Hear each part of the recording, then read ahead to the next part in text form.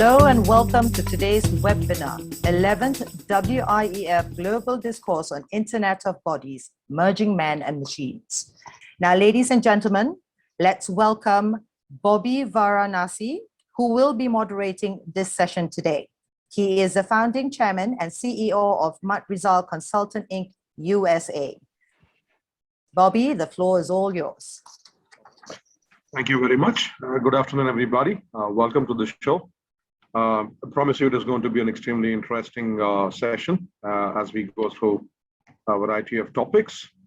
But first, let me introduce you to the esteemed panelists. We have Professor Mark Findlay from Singapore Management University. We have Dr. Ariffin as well, who is from SMU, as well as a founder and of a startup organization involved in the IOB industry. And last but not the least, we have Mr. Leigh Howard, who is the Deputy Trade Commissioner for the Victorian State Government for Southeast Asia, an entrepreneur as well, with a lot of experience in the areas around policy. So before I move on, what I would like to do is set the stage. This is an extremely complex topic. It also has a variety of facets that we cannot cover, even if we were to spend the next 3 days. So what we have all collectively agreed is to talk about 4 key areas, starting with what the Internet of Bodies essentially means. All of you are having a smartwatch. I'm sure you're checking your heart monitors, you're checking your pulse rates, etc. But that's just the basest end of what we are able to accomplish with respect to machines interfacing with humans. There's a lot more to it, around pacemakers, around pancreas implants, etc. So we will talk about them. The second thing we will spend time is to understand what's the applications, what are all those applications that are currently in progress. It's still a new field, so there's a lot more ambiguity than we would like to think there is. So bear with us in terms of the fact that there might be many of our responses that might be around potential and possibility and not necessarily guarantees.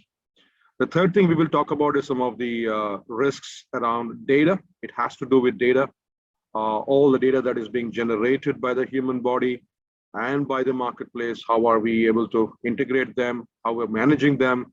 How we address them? How does regulation play a role? And of course, we will then spend a few minutes, talking about governance itself, governance and regulation. Let me leave you with a quick story. And I want you guys to think about it, and then I will hand over to first to Mark, then Dr. Ariffin, and then Leigh as well. So there was a gentleman called Crompton way back in 2017, who actually set his home on fire in the US, hoping to get some good money out of his insurer. And what put him in trouble was the data from his pacemaker. So he claimed that the house got on fire, but actually he had set it on fire. And he took a lot of his personal belongings out of the house and went ahead trying to explain to the police that he was, a victim of a crime. But the police realized that they could get the data from his pacemaker, and they determined that his pacemaker was not really showing aggression in terms of its movements, and so they caught him. Unfortunately, the gentleman died before he was convicted. So just to give you a sense, when you think of Internet of Bodies, the confluence of data, the machine, the behavior, and how do we manage all of this? So without further ado, I'll hand it over Dr. Mark, starting with you, and then we will go through with Ariffin and Leigh as well. Okay, thanks, Bobby. I'll be quick because Ariffin and Leigh know more about the nuts and bolts of this, but I suppose there's 2 ways of looking at the Internet of Bodies. One is a simple way, the other is a more confusing way.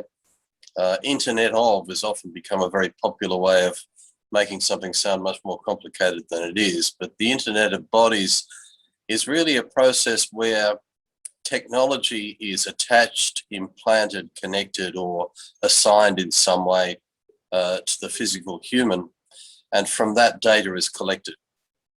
I suppose there's 2 areas of interest for all of us today. One is the technology side, the implant, which often seems to dominate in the discussion, the idea of having humans that are half machine, half human.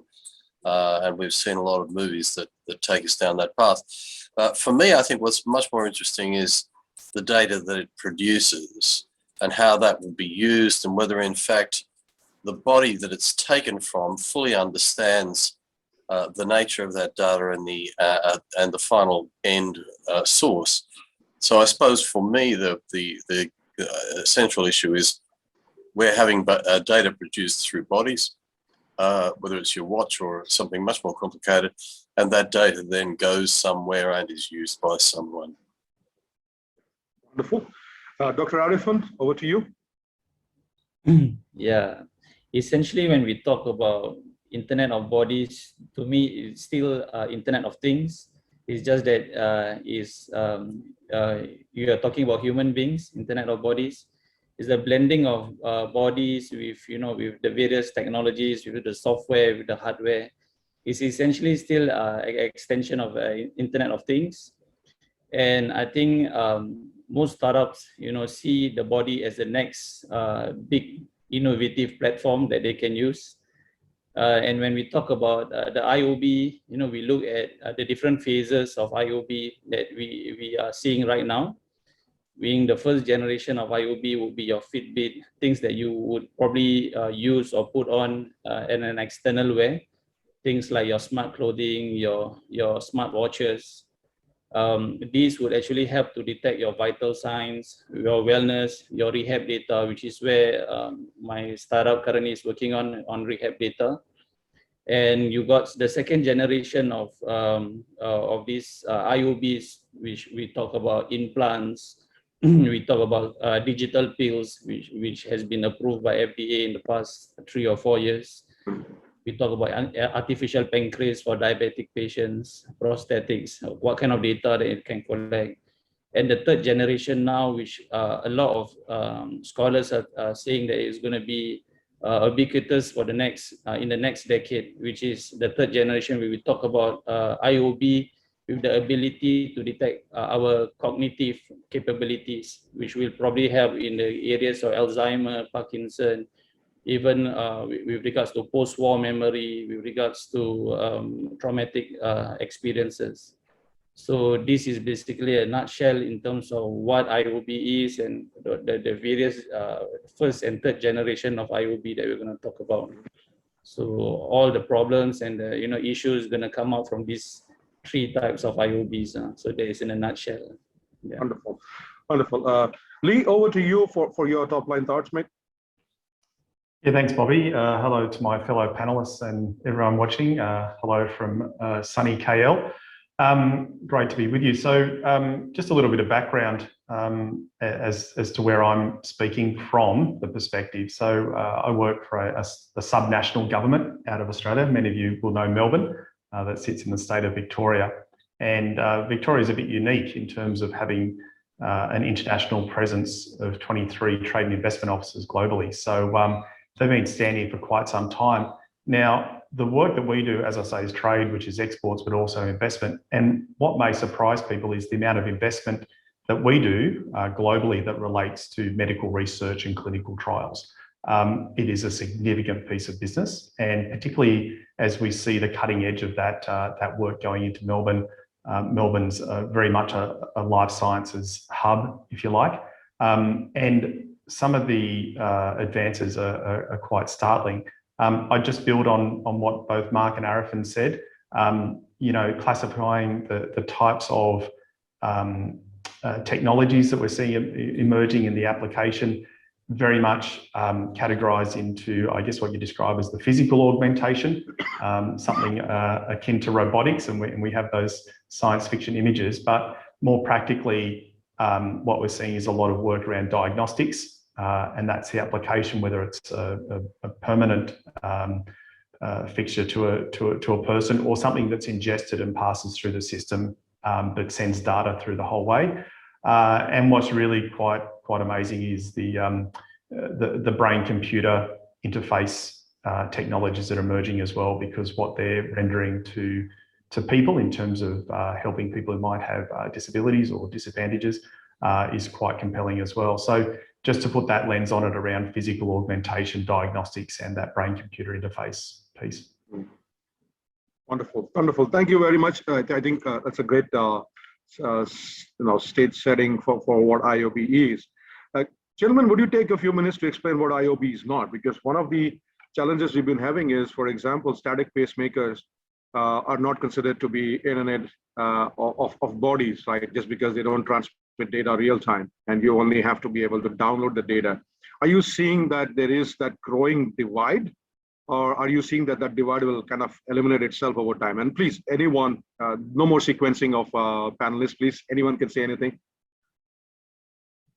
Well, I could jump in quickly and say that the divide in relation to any AI-assisted technology is getting smaller and smaller. So that because of the potential for mass data sharing, the tech that we use to produce that data is less and less segmented and more likely to intersect.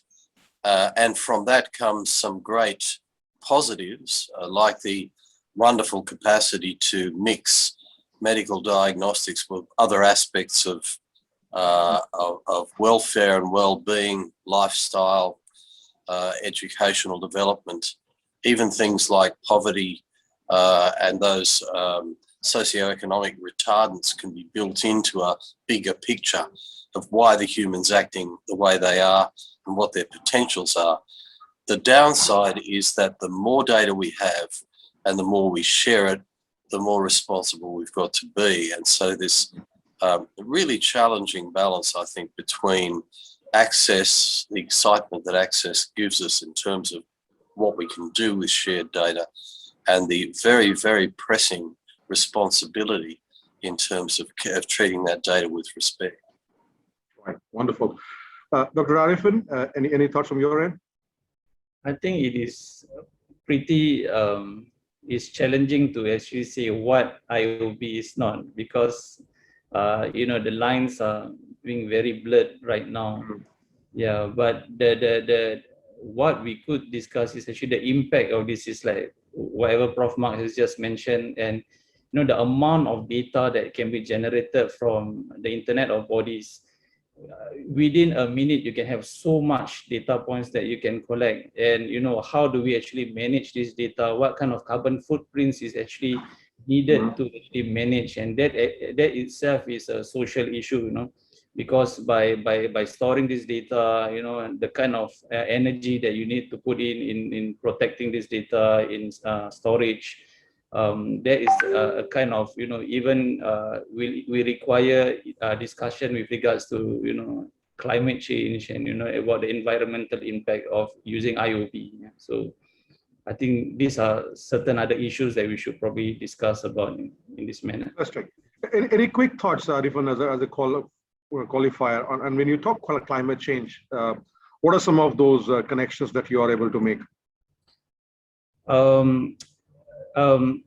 The ability of IOB, it can basically collect lots of data in terms of how does it impact, what kind of the kind of climate it can impact on on the human body. You can actually detect temperature. You can detect the kind of vital signs from from individual people, and collectively you can aggregate them to see the kind of impact it has on individual, and that actually relates to the health issues to the individual. So it depends on what kind of context we are talking about. At what scale are you going to invest and to develop this technology further? So it is unlimited. That's why it makes it so exciting. Right. Yeah. True. Leigh, your take on this in terms of are we still stuck up with definitions because it's a fairly new area, relatively new field of tech and application? Or are you seeing a continuum from what's been happening in the last decade? Yeah, sure. Look, it is a continuum, and I think both Mark and Ariffin, gave good perspectives. It's not wearables, I guess, is a baseline. I mean, it moves beyond that, and it's also not closed system. I mean, this is the piece that the data is transmitting out, and hence the data collection issues, but also the power of it. That I look forward almost to the day when we're all almost doing diagnostics in our home, but sending the information to a medical expert who can give us a read on that in real time, rather than the physical requirements of going to the person who's doing the interpretation. I mean, that's the basic utility for for consumers. But hence, with that data out there, once it's in, no data is private to a certain extent, and so that's the concern. Wonderful. So let's take these one interesting trend that's come off late, only in the last 5 years since the variables hit the market first time.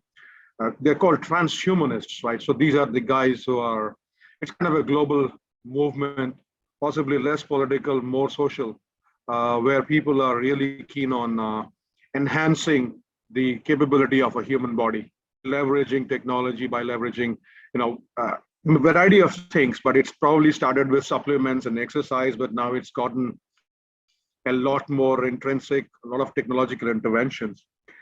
And one of the things that they believe in is that it is the day of the cyborgs, right? We're going to get to being cyborgs at some point of time, and all of us would have the choice to become one. And also we have one of our participants asking a question around cyborgs, but more about it being a threat to mankind or not. So would you care to weigh up on this? And before I hand it over to you, the first blog is a gentleman called Neil Harkison, I think, out of the US, a colorblind gentleman who actually leveraged some implants in his ear to allow him to hear colors by virtue of various frequencies using the light spectrum. And he is classified as the first human cyborg, and he's got a passport to prove that in the US. So we have a cyborg. I'm not sure how many else are there out there, but so would you care to weigh on this? And I would love all three of you to take a shot at it. All right. There are two issues, I suppose, that have come certainly out of the discussion that Leigh raised earlier. The idea of focusing on diagnostics, telling us what's wrong with us or what we could do to make ourselves more well, or the introduction of technology to change us fundamentally. There's a moral philosophy question associated with this, yes, which is not just about spiritualism or about various ways of seeing what's right and wrong, but it's much more pragmatic. The pragmatic question is, are there situations in which AI-assisted technology should not be introduced for external higher order reasons? And they're questions that technical professionals can't answer, shouldn't be asked to, data scientists can't answer. These are questions that are going to be in the hands of politicians, in the hands of citizens who have a view. My only concern is that we need to separate fantasy from fact. And so that awful images that we get from television, movies and sci-fi about the nature of these transformed beings that will overtake us makes it very hard for us to understand the reality of improving somebody's lifespan by introducing some technical assistance. The one point that I would raise too is that often we think everything is so new and so modern. Marvel Comics was talking about this in the 1930s. You had cyborgs on paper in comics at that time, long before they'd ever scientifically been realized. But the question was the same. If we have genuine concerns that are disentangled from fantasy, let's do something about them. But always, I would say, at the risk of not damaging positive and progressive science. Precisely. That's a great point to make, Mark. And if I might to kind of follow up on that quickly, one is very clearly the question of ethics, right? And if you just take a recent example of CRISPR and Cas9 interventions that are happening in vitro with genetic modifications, you have a growing number of growing movement in the world. For example, there are anti-abortionists on one end. You got people of that order as well, right, who tend to say that, hey, it is God's will, so do not try and intervene. And then we've got technologies like CRISPR that do promise, an ability for us to, assist humanity, right, if for want of a better term. Where do you see this conversation going? And is this only a question of ethics, or is this something much larger and more deeper?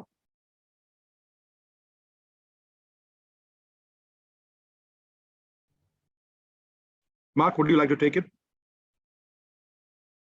Yeah, I'll take it very briefly because I mentioned this in the preparatory meeting that we had.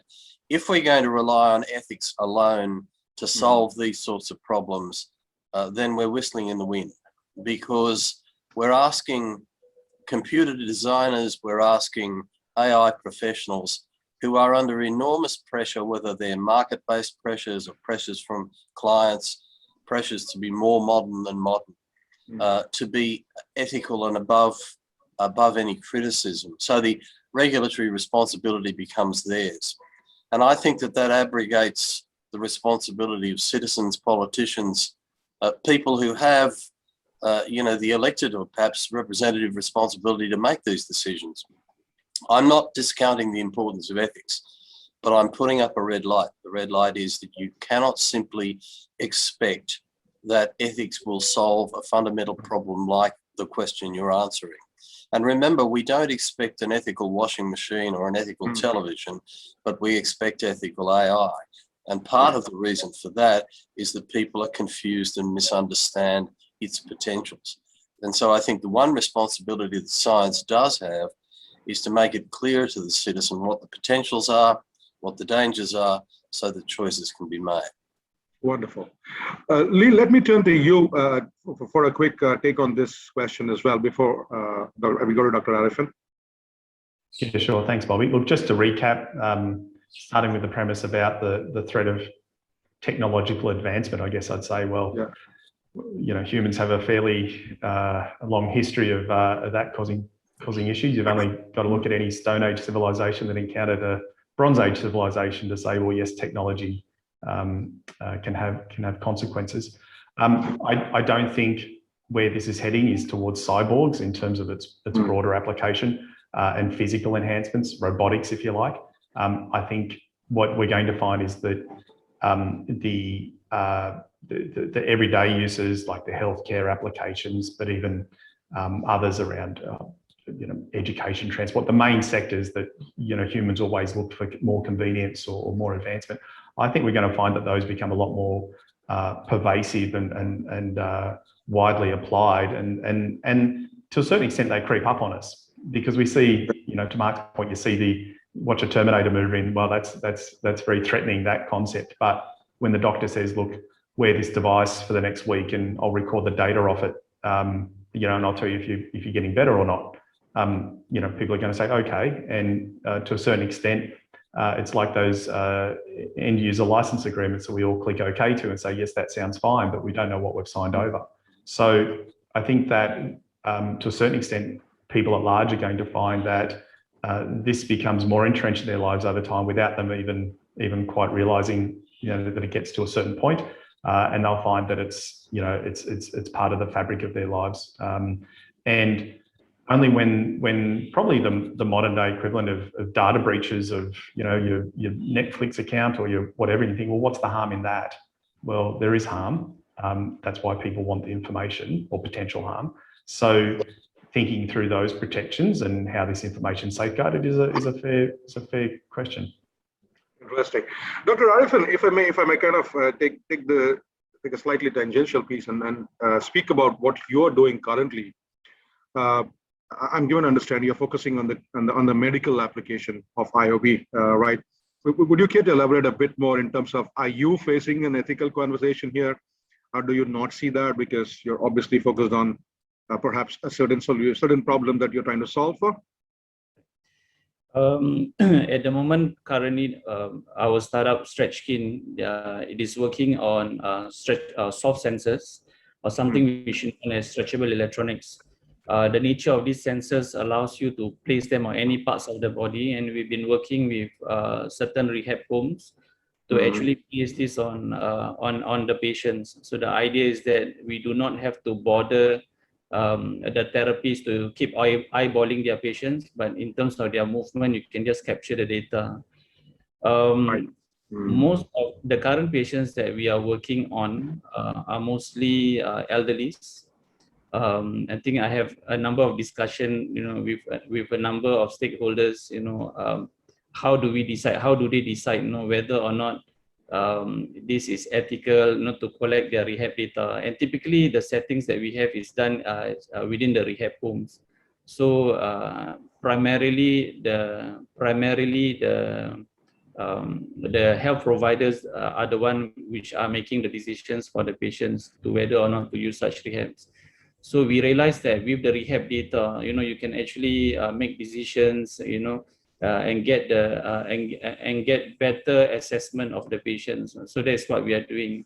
So currently the existing technologies are mostly using hard sensors. When you use soft sensors, you can actually detect parts of the body which are small, with small joints, and in the back area it's always difficult to capture this kind of data.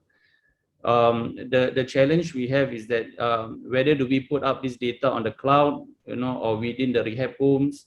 But the issue is that whether the rehab homes do they have the capacity to protect the data, So these are things that we typically discuss with the rehab homes, and most of the time right now the decision is basically to have the data within that rehab home. So anything which happens is within the homes. We will put necessary security, necessary software to ensure that only the appropriate healthcare provider, the appropriate officers is allowed to access the data. So, so not much of an issue there. We have not gone into implantables. Right. There are some companies, that actually have implantables into the body that, they would have to do a bit of a surgery to put in certain kind of detection. So we are not there yet. So primarily we are looking at rehab data. So we are using, if you can classify us, we are still within the first generation IOB. So the challenge is not that much as opposed to the implantables or things which you follow. Yeah. Got it. Wonderful. I think, and what you said kind of very nicely falls into what Mark and Leigh were also alluding to, is it doesn't always have to be about doomsday and all, but yeah, I think there is responsible applications out there. Let's take a quick shot, gentlemen, at the broad categorization of applications. I know we've spoken a lot about the medical side of applications. Do you also see other consumer-related applications? And I'm informed by one of the biggest battles that is going on currently in the US with some of these implantables, actually with a bunch of implantables, including that the pancreas implants that, are tracking insulin and glucose, right? And a couple of issues in courts right now, at least in the lower courts in a couple of states, is to do with what is the oversight mechanism when it comes to the data, because the company actually went bankrupt that actually offers these implants in the US, and they went bankrupt. The problem is who owns the data, who is going to continue managing and maintaining that pancreatic implant. So there are these issues, but that implant is not covered under the FDA. And therefore it is treated as a consumer, what do you call, a trade product. So I would love to hear your views on this blurring between what is in the medical space, or healthcare space, what is in the consumer space. We'll not talk regulations as much as the blurring of lines for now, and then we'll get into the regulation piece. Mark, would you like to take a shot at it first? Yeah, I'll say something that most probably Leigh will disagree with as a trade rep, but I shouldn't put words in his mouth. I don't think anybody can own data. And if you think about owning data, the next question is, why do you want to own it? And usually the debate in court is about, because I want to sell it, or I want to make money out of it somehow. There is another side to that argument, which is a better side, I think, and that is, I want to protect the integrity of that data. I don't want every idiot using it and distorting it for purposes that it was never intended to do. But there is a big debate going on now in data science. Firstly, about what data is, and you'd think, well, you wish the data scientists had worked this out a while before, but they haven't. What is data, and to what extent can it be marketized, and hence the discussion about the courts, IP, whatever. And the second issue then is, what is data for? What is it to be used for? Now, we could spend another 3, 4, 5, 6 hours talking about this, but there are clearly two divisions in the argument. One division which says that data is for public good, it's to be used for a public good or a social good, and the other is that it's to be used for a commercial purpose. Now, they're not mutually exclusive. but they are sometimes competitive. And the final observation I'd make is that often in this discussion about ownership, the data subject is completely ignored. Leigh made a very interesting point earlier on about end user consent. And many of the big data platforms believe that the data subject's consent is sufficient to allow them to do whatever they like with the data because they say it's theirs. Facebook would say your product, not a member, and so you produce data for them.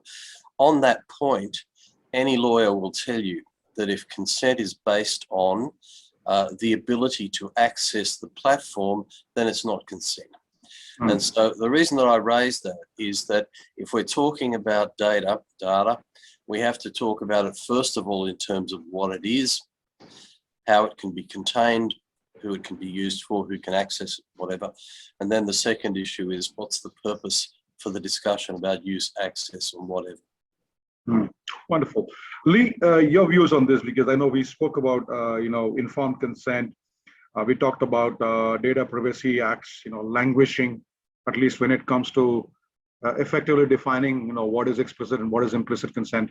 Would you like to take a shot at that? And how does it play into the overall ability for us to treat IOB as a trade opportunity? Yeah, absolutely.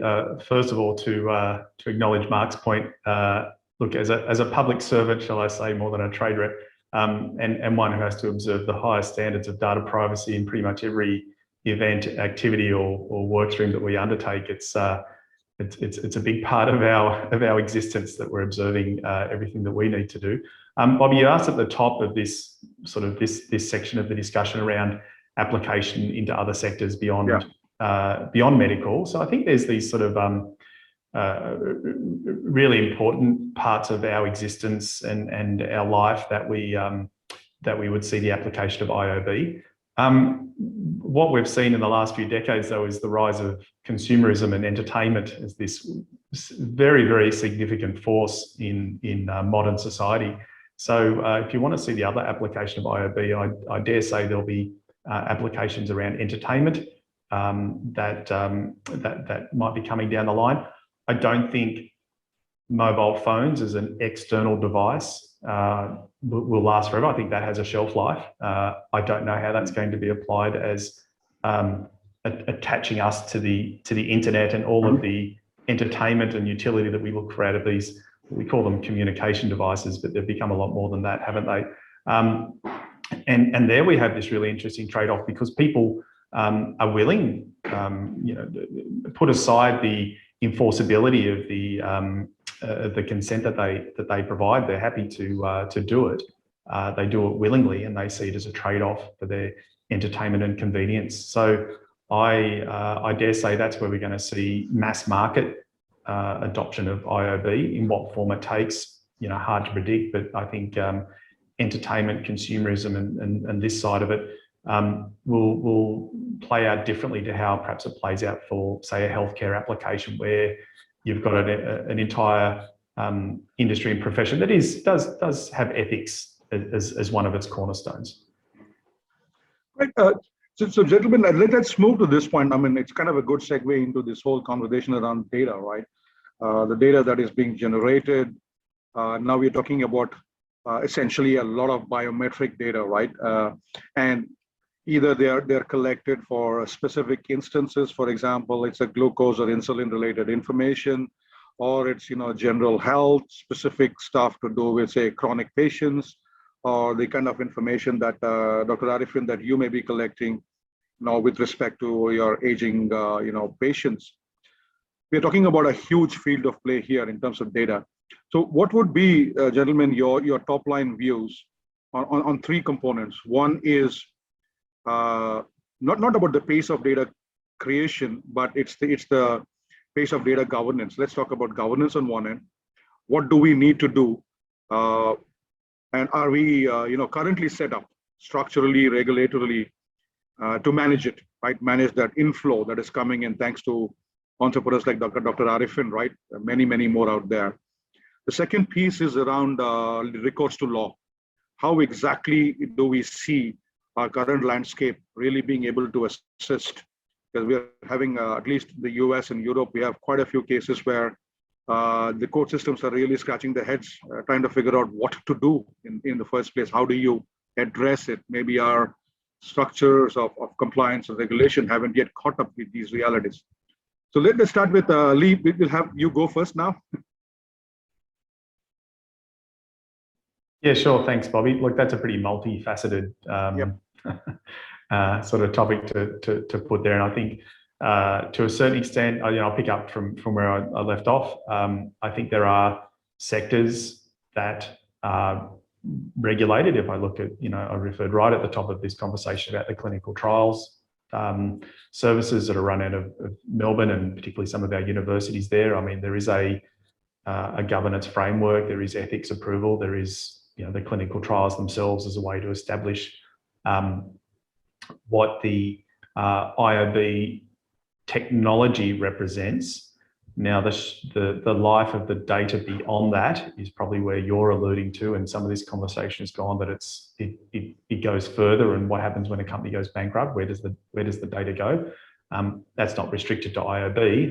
That applies to data that's everywhere now. Our footprint, if you like, our digital identity, which just seems to our avatar is more us than us, if you like, to a certain extent.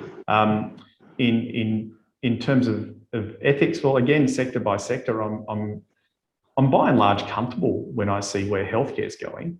I'm by and large comfortable where I think this might be applied in other parts of improving lives.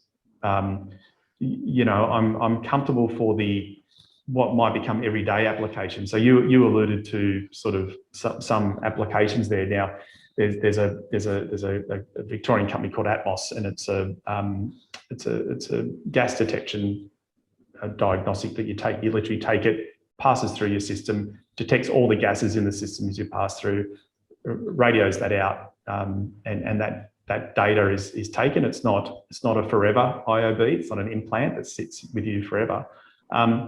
That to me seems like a pretty good product to be using if it works and if the data is controlled. If it's a certain set, that's one thing. But where we've got permanent implants and information's going out, and where that's tracked and how it adds to our digital identity, well, I guess that creates more of the questions that you're talking about. But again, I'm more comfortable with governance in healthcare than I am with governance in, say, the entertainment industry. Right. That's a great point. In fact, I think that's what is also being discussed as, when we talk about data being created by almost all industries that today are creating a lot of data, right? And how are we treating them? And should healthcare be treated extremely different in comparison to, like you rightly said, in entertainment or any other sector of the economy?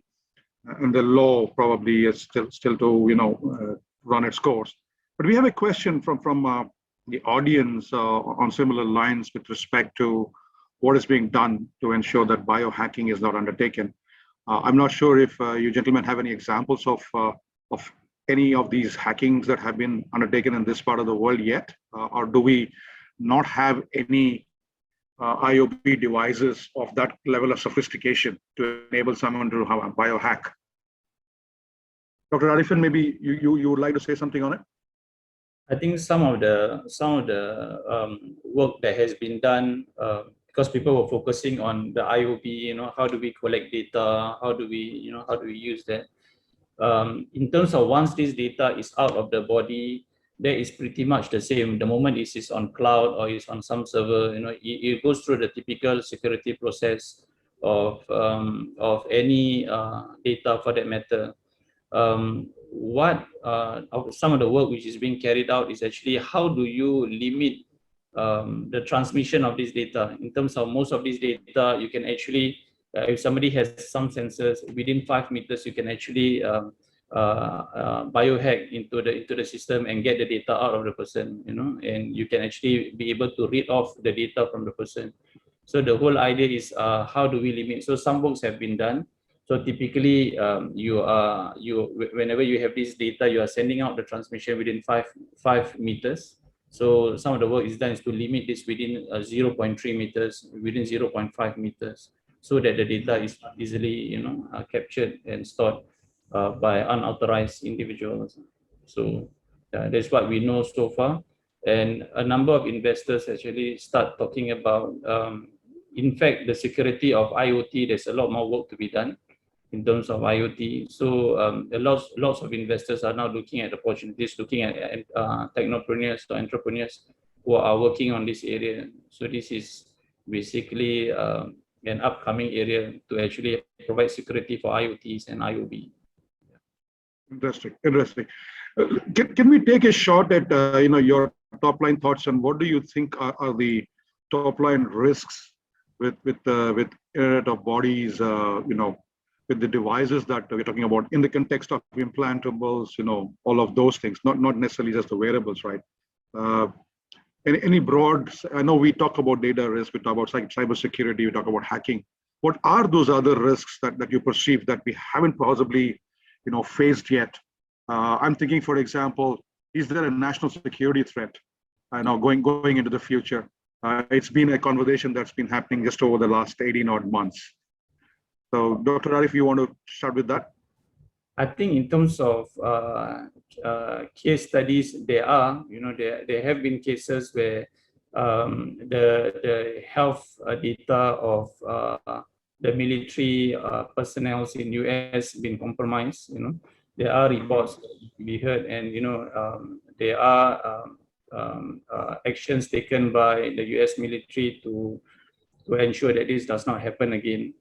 I think within the Southeast Asian context, typically in Southeast Asia, people are not too sticky with regards to data. And of course, you have got the white collar effect. Whenever if a doctor were to ask you, okay, can you put on this? Typically no questions asked. I spent about 1.5 years collecting data in one of our local hospitals in Singapore. People do not ask questions, especially in customs. So I think in terms of probably, there should be advocates. How do you reach out to, the men in the street, people in general, the patients? I think education is really important. To know, what the data is about, how is it being used, how is it being articulated to them is, in a very simple way, so that they know when the consent is actually given is a consent given with understanding. So I think that kind of advocacy has to be done as we move into a maturity stage of the IOBs. So Can I jump in and just say that I agree with Ariffin that many patients do not ask questions, but partly that's due to the fact that they don't think they can.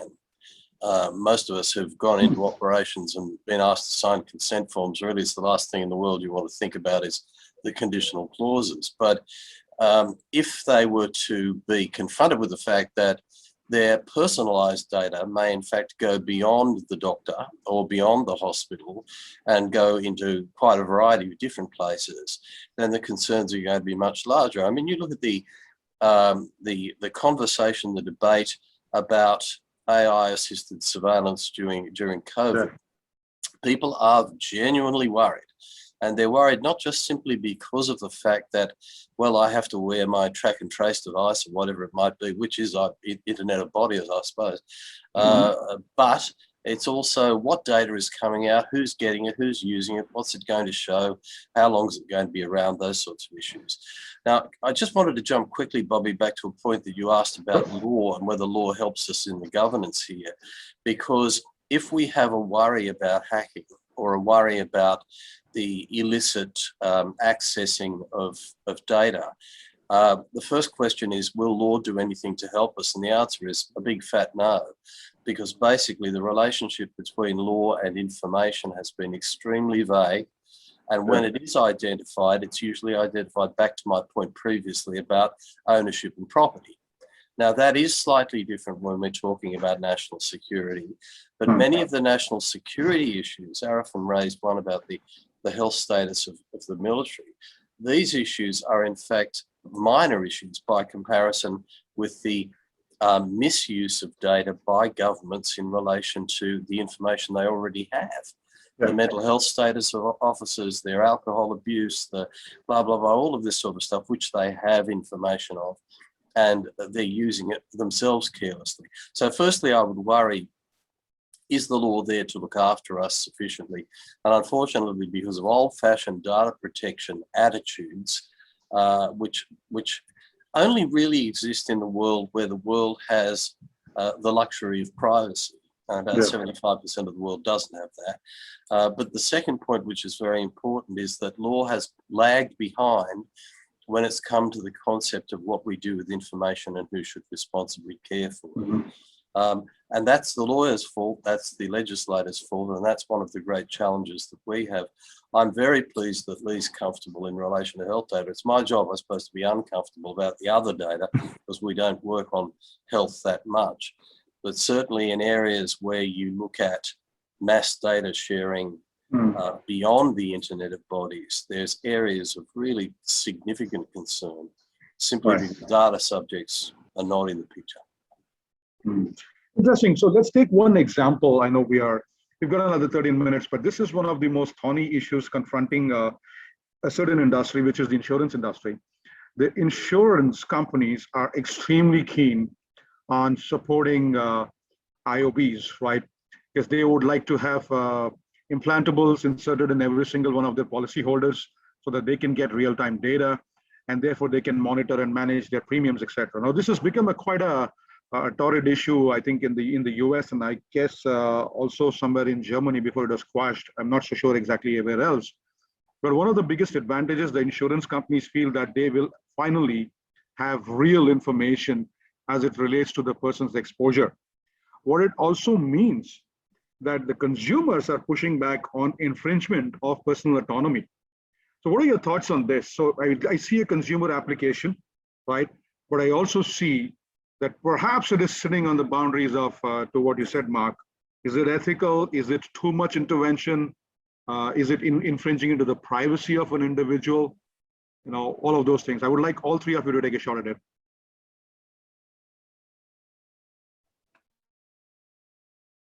Sorry, you're on mute. Very quickly, if it meant that insurance premiums were going to come down, I think most people wouldn't be that concerned about it. I have my doubts about whether that's going to be the reason for it. I think it might go up, right? On the contrary, exactly, it might and really I think go also up. it might mean that certain people are prevented from being insured, which is a greater problem.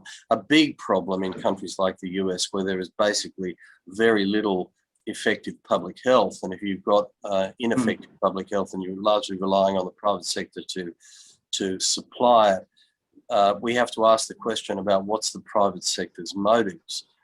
Now, if their motives are genuine in terms of refining their risk data, then I think that's a great step forward, because actuarial risk in insurance is one of the clumsiest areas of commercial enterprise. And you know, that should have been looked into years ago. But the next question is, simply because we have the tech, should we always use it for every purpose we can think of? And there are arguments to say, particularly if tech was designed to make people well, that it shouldn't be then used to make insurance companies richer or to make insurance companies more informed. I would say there is obviously a call for it, but the question is, it could only be advanced as a general policy if the insurance industry put up their own self-regulatory framework which people accepted. So the regulation should come first, not last. The insurers say, here's the regulatory framework. Do you like this? Okay, if you like that, then this is what we propose. Not this is what we propose, then, oh my God, we've got to have a regulatory framework, because that's not the way to do it. And unfortunately, that's usually how it happens. Yeah, in fact, Mark, I mean, that's exactly what is also happening. For example, the challenge in the US is that some customers have refused to, you know, sign on to that. So as a consequence, their premiums have gone up because they've chosen not to have that infringement, right? Whereas other customers who have chosen have had their premiums dropped by about 8 or 9%. And so now there is this whole thing about, you know, you're now discriminating as well. So that is also another challenge. So you will always have a consumer base that is okay, and then there's a consumer base that is not okay. And it creates that disparities, right? But I would like to quickly hear from Dr. Ariffin and Leigh as well on this topic. So there is a local startup in Singapore which was trying to advocate this with our local insurers. regarding getting the glucose data, getting the HbA1c, which is a 3 months average data for diabetics, and get this data and then present it to the health insurers. And if they are improving, you basically give them some kind of perks, not only in terms of the premiums, but also in terms of giving them handing out vouchers, supermarket vouchers and all that. So the bottom line, according to these startups or these advocacies, is basically that if you have enough motivation for the patients, to improve themselves, you are going to save your bottom line, because you're not going to, you're going to reduce the hospitalization bills. Right. Unfortunately, or depends on how you look at it, the insurers here locally have not taken the bite. They are looking at each other and seeing that who's going to start first. So Prudential is going to start first, the NTUC income is going to start first. They are looking at each other, and until one starts, they have not started. They have not buy in this initiative. Right. And secondly, I recall there's this particular startup known as Sweat Coins. They basically encourage individuals to sign up. So if you earn enough Sweat Coins, you can exchange it for certain stocks or certain stock exchange. This is what is current. This initiative in London. So again, this will actually involve the insurers, will involve some of the companies who wants to commit their stocks. And get people to be motivated to go on and exercise, to reduce their, that kind of things. But it is a whole ecosystem. You need a buy-in from the stakeholders, which encompass not only the insurers, but the patients, the healthcare providers, the government, and family support. So it has to be looked as a holistic initiative rather than just asking questions at the insurers. So gotcha. Interesting. So Leigh, your top line views, then we have one question from the audience. We'll just take that before we wrap up. Leigh, your views on this? Just very quickly. I mean, Bobby, you've hit the nail on the head in terms of one of the big areas to look at in considerations. We're not talking about data going into some sort of nefarious dark web usage. We're talking about front-facing corporate landscapes and the application of data there. I note that many of us now have apps from insurance companies which reward us for doing good things, but also keeping tabs on where we're going and what we're doing. So there's other byproducts of sending information to the insurance companies. So look, not a lot to add in terms of what both Mark and Ariffin had to say. I think they covered it pretty well. Wonderful. So we have one question, gentlemen, and anyone, please feel free to take a shot at it. So this is talking about neural implants and, obviously the synchronization between brain and artificial intelligence. So the question is, would it enable an organization to control human beings going into the future?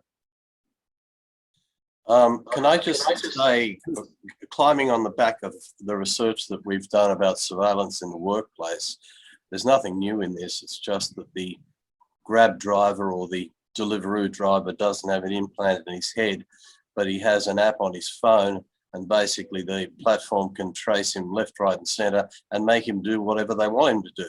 Otherwise, he doesn't get to drive. Now, the interesting point, I think, is that in almost every question we've had, there is this residual fear of somebody out there using the implant to turn us all into robots. And that's not diminishing those questions, because they're incredibly important, but that's the background noise with IOB. The public out there, if you started talking about this, they wouldn't have a sophisticated conversation like we've been having, which is not any insult to them. It's just that they're frightened because they've got a different story. There's a different narrative.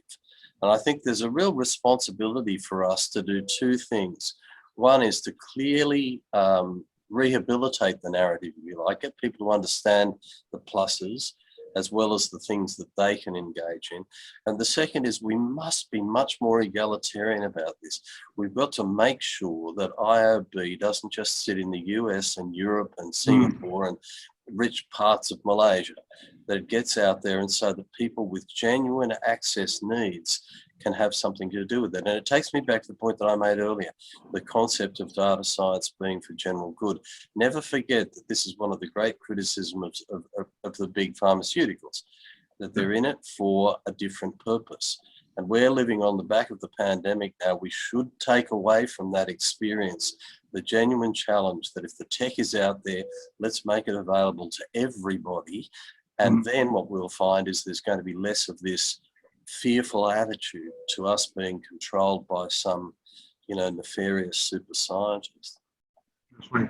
Wonderful. I think, I call that developmental capitalism and a time for a fundamental reset. And maybe we've got to go down that path, and it's not going to happen in bits and pieces, right, Mark? It'll have to be the fundamental overall across all sections of society. So we've got 3 minutes, gentlemen. So I would like each of you to give your top line thoughts on what do you see going into the next, say, a year, 2 years, what's going to happen in this space. And I think it'll be great for us to focus more on more on this part of the world, as well as any specific ideas with respect to the Islamic world as well. This is the Islamic Economic Forum. So any particular thoughts on those, highly appreciated. So maybe we can start with Leigh. Yeah, thanks, Bobby. And thanks again for the convening the panel today. I think it's been an excellent conversation. Look, I'd like to continue on with what Mark was saying, is that there's, and what I hope, again, I hope I'm not putting words in his mouth, but that there's more good than bad in this. And that last question, highlights the concern, I guess, valid concern of people. But, talking about brain implants, there's a company out of, that came out of the Uni of Melbourne. They did some, or at least the product was originated out of some platform work at the Uni of Melbourne called Stentrode, and they basically put a stent in the brain vessels, and it allows people who suffer from nervous system diseases or paralysis to externally control devices. They can do zoom and click, and it's about a 90% accuracy rate to control these prosthetic devices. And so it's internet enabled because it allows them to then send signals from their brain out to the devices they control. Now, for those folks who are paralyzed and the quality of life that this type of device brings to them, in terms of reading their brain signals and allowing them to operate computers and phones, I mean, it's just marvelous, right? I mean, this is, and I dare say we should have a conversation about that, and then have the conversation about cyborgs taking over the world as a secondary one. I'm not saying ethics aren't important, but I just want to put this in the right order. Wonderful. Dr. Ariffin, over to you. I would think there's going to be an impact on how IOB is going to be used with regards to post-COVID Hajj seasons. I think even prior to COVID, the Saudi government has actually tried to embark on certain initiatives to have their pilgrims coming in with certain wearables to detect, in terms of to be able to trace with regards to healthcare and, in terms of immigration coming in and out seamlessly.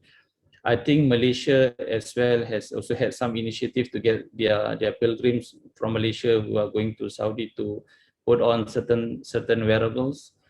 And I guess post-COVID, probably the need to look at IOB and how do we regulate it, given that when you go for Hajj, you're going to be dealing with people from all over the world, and I think the discussion and the regulation on IOB is going to be very critical on how Saudi is going to manage the Hajj pilgrims. Yeah. Interesting. Mark, over to you for the last few words. Yes, I was just going to say that there are 2 things coming out of COVID, I think, that we have got to learn from. And the first is that we've got to use technology like this to better predict vulnerability, whether it's against global health risk or whether it's against environmental risk. And the tech is capable of doing this, not just in terms of one human, but populations of humans. Knowing something about temperature, stress, this sort of stuff is extremely important. But the second point is that we often talk about the top end tech. How can we get a new, exciting, elite, whatever. And yet there's a lot of bottom end tech which we've got out there that would make a massive difference to diabetes populations in poor countries, to people that need basic heart prediction, cholesterol monitoring, this sort of stuff. The tech is there, it's been there for 10 years maybe, and yet it's never actually been circulated amongst those vast populations that actually need it. And if we learn nothing out of COVID, it is that we are rich or poor, black, white, orange, all in this together. And we can be as hard-nosed as we like about whether it's for our benefit or their benefit. But if we don't open up the possibilities of technology to those who can't afford it, then the world is going to be a much lesser place. Absolutely. I think a very, very nice way to sum it up, Mark, to the point Leigh made earlier, from Stone Age to where we are. There has been a lot of development. I think now we are at a point where it has got to be inclusive development that does not become predatory, right, as it has been for so long. Great. Thank you so very much, gentlemen, for your amazing insights. And I think there's so much more to discuss on this topic, but highly appreciate your time and your attention to this. Thank you as well to WIEF for organizing it. And thanks to all the participants for your patience. Highly appreciate it. So back to WIEF. Thank you. Thank you all. Thank you to all our panel speakers for today. Unfortunately, that's all the time we have for today's session. Now, we truly hope that you have gained valuable input and will be beneficial to you. Now, thank you everybody for being here today and making this webinar successful. Please spare some time to complete the survey form we prepared for you at the end of the session. Now, please also follow us on Facebook, Instagram, LinkedIn, Twitter, and YouTube for regular news and happenings. Now, on behalf of WIEF Foundation, thank you for joining us today and have a great day ahead.